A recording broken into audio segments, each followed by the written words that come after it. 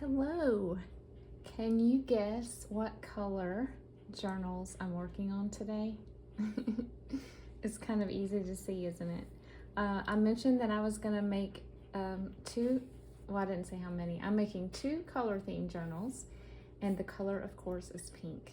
And of course, there will be a little bit of other colors mixed in, a little bit of green, a little bit of blue mainly, but overall, the colors in these journals, the color is going to be pink. One of my favorite colors, my daughter's favorite color. It's just so happy. And so the only theme in this journal, these two journals, will be pink. So I guess in that respect, it's sort of a pink eclectic journal. I'm not sticking with any time era or anything like that, or even, flowers, animals, people. It will have everything as long as it fits into the pink category. So that has made it really fun to source because my eyes only had to look for the color and not stop and look so long on every single page I flip through looking for a butterfly or some other type of theme. So let me show you the journal covers first. They are both fabric covered. One's a little bit larger than the other. I think this one, let's see. The patchwork is 8 1/4 by 6 and the silk is 7 3/4 by 5. So you might remember this material. This was in the Happy Mail from Jeanette. I'm not sure that it's 100% silk. I don't know. It looks a lot like silk. I just called it silk. But I sewed this with a what is this stuff called? Sari silk closure, and I just thought I had to pull that beautiful green out. So this one is fully fabric covered. The inside is also lined with fabric. This one, however, the inside is cardstock because this one is going to have a hidden, it's my first time attempting to make a hidden spine. So I will be attaching the spine to some chipboard with some cloth behind it and then gluing it in at the very end. But this is just a little patchwork of a bunch of different pink fabrics that I have in my stash, plus a couple of little embroidery pieces that I cut out. This was a bun warmer and this was a pillowcase right here. And this is a quilting hexagon. So this was super fun to make. Oh, this one is tied with a mauve or tea rose colored velvet ribbon. This one was super fun to make, as was this one. Now that I see how easy these are to make, I'm not intimidated by them anymore. This one turned out great, and I have big plans for more soft cover. I call it semi-soft cover because there is chipboard inside. Soft cover journals that are fabric covered. So I thought I would show you the assortment of items that I have chosen to go in these journals. Not everything on this tray will go in. Obviously, this is a lot of stuff, but everything I don't use, I can just put into a folder for my next pink journal. So my process is I either source a little over time, over months, and keep it in a folder in a little file box that I have, or I just get a giant tray, which this is my favorite tray to use. It is a Hobby Lobby tray with strawberries on it, and it just makes me happy. And in this instance, it matched the pink. And I just start dumping things in the tray. Eventually, after I start cutting the pages and folding them, it will be in more organized stacks, and then after that I will start to lay them out. I usually use my dining room table to just lay out the signatures, 3 and 3, whatever, how many journals I'm working on. So you might recognize this from my Happy Mail yesterday. I plan on getting pieces of this card off to use in the journal. This is some dictionary paper that I played with yesterday, using some public domain backgrounds and images, and I think it turned out great. This one, the ink, I don't know how to set it at a smaller paper size without making the ink the most saturated you can do, like the highest quality. So it did bleed through quite a bit on this one, not as bad on this one. So these will probably be pages, and this one might be a page because it turned out well, but this one is probably going to be cut apart for tags and things like that. But I love the way that turned out. And my dictionary, I mean, you can't even tell when you tear pages out of these giant dictionaries because there's thousands of them. So I went ahead and folded this into a page to see what it would look like. I'm not super conscious about, I try to lay it out well, but if it turns out where one is printed a little off, I just say, you know what, this is a junk journal. It's not, if it were perfect, it would be in a book bindery, but this is a handmade book. So I think little things like that just make it more interesting. I forgot until recently that I had this beautiful vintage Victorian rose gift wrap. So that will go in, and any of the offcuts I put aside, like all of these are offcuts. I'll put these to the side for making tags and journaling cards. This is a Tim Holtz wallpaper piece that I'll use for making tags. This is a giant, I think it's from the 80s, a giant gift sack that I cut in half long ways and then used my pinking shears to sort of mimic the other side, and I will go down and sew this. I have a really quick tutorial on this in my feed.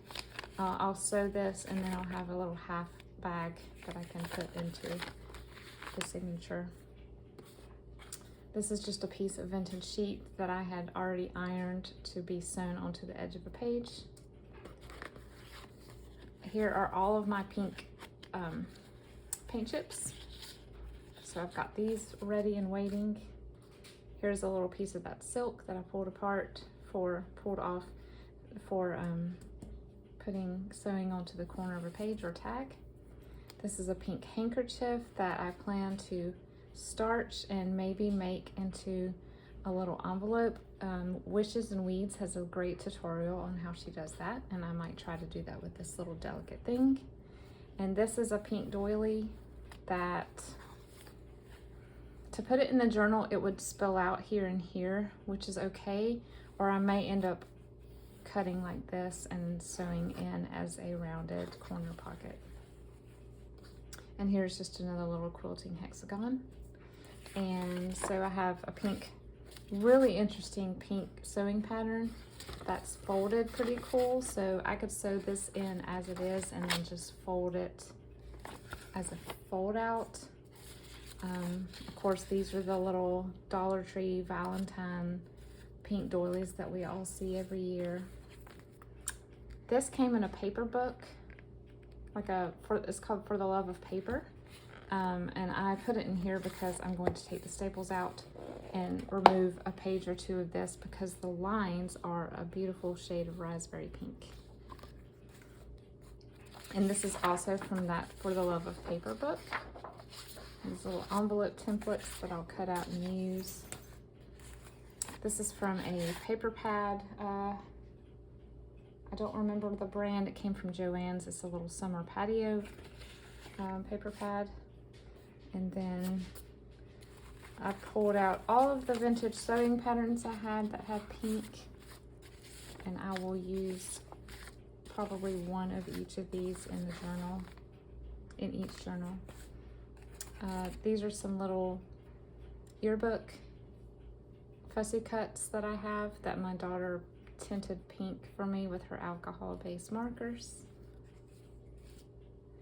And this is another yearbook.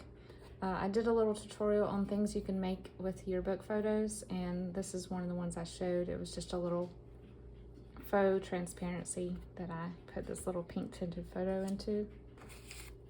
We've got some vintage ephemera here. All of those little things go in its own pile. And here are my it's very dusty. Here are my scrapbook papers that I've picked. Just a variety of different shades of pink and patterns.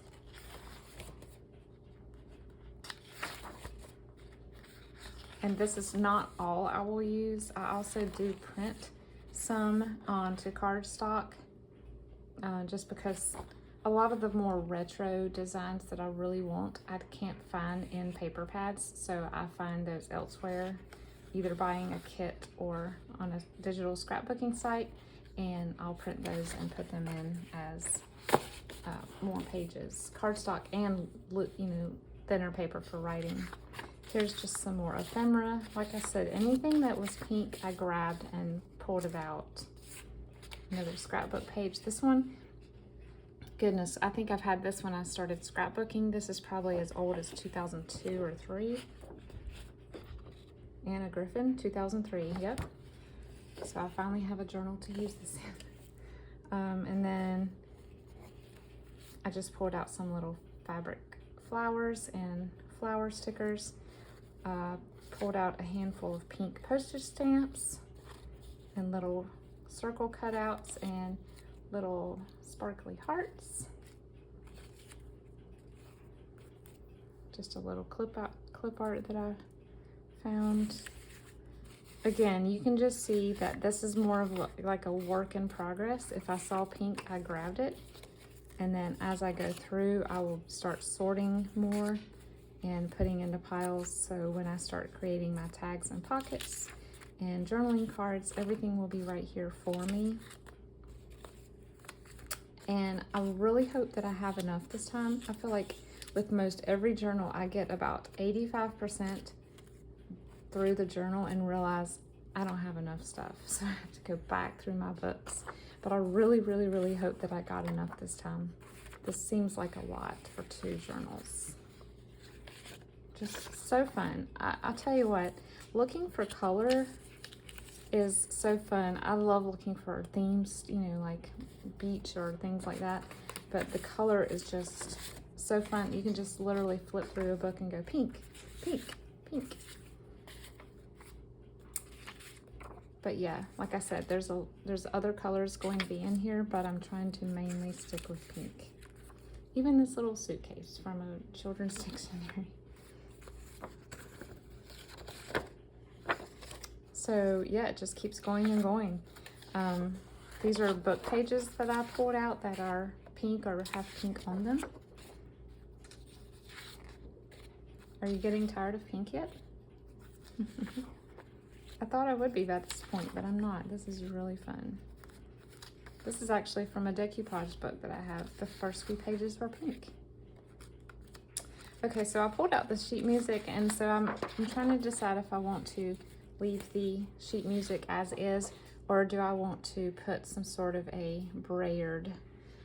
So I have this Deco Art pink pearl that I bought that is beautiful and it's very sheer.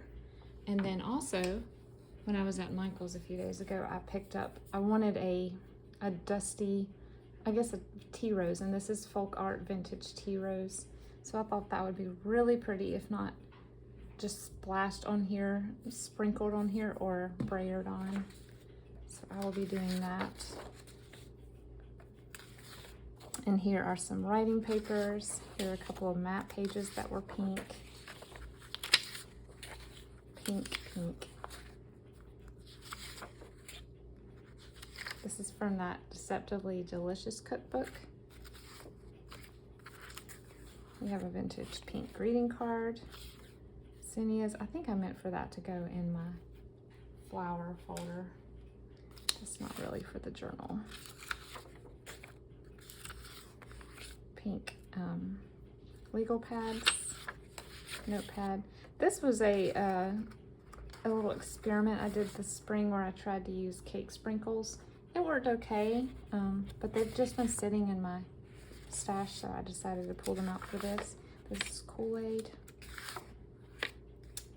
notebook paper. This is some sprayed paper. It's very hard to see. And this is some, okay, so these are the new, I bought some solid tempera sticks. They're called Quick Sticks. And then I used some white acrylic with a stencil over top. This is very bold pink, but nevertheless, it's pink. And then I just did some little hash marks with the Quick Sticks as well. This is Dyed Music. dyed architecture pages. And then here we just have a lot of book page cutouts. These are from a Laura Ashley book, which I love the book, but I've been struggling to figure out how to use it. Well, these two images are the first two I've been able to use in a journal. This is from a Annette Funicello book. They were pink on pink, pink on black, tone on tone drawings, and then vintage cake magazine cards. This is decoupage images here. Popular Mechanics, 1960s McCall's Magazine, vintage glassware. I'm telling you, I am not hurting for pink. I don't want to show everything because I want some of it to be a surprise when I get the journals done, but you get the picture. It's so fun. If you have never done a color themed journal, I highly suggest that you do one. It is so fun, and I think my next ones that I make will be blue, just because I love the way blue. Some of my favorite things to watch flip throughs of are blue journals, and so they're just so relaxing and serene and beautiful and classic. So blue will probably be my next journal, next color theme journal when I come back to these as a theme. But yes, I just wanted to show you the variety of papers that I have chosen for these and show you the covers and let you guys know that I am working on them, and I will of course make an announcement when I will list them and put them in my shop. And then I'll do a video flip through, of course, of both of them. So thank you for joining me today, and I hope this gives you some colorful inspiration to make one of your own. And I'll talk to you soon. See you later.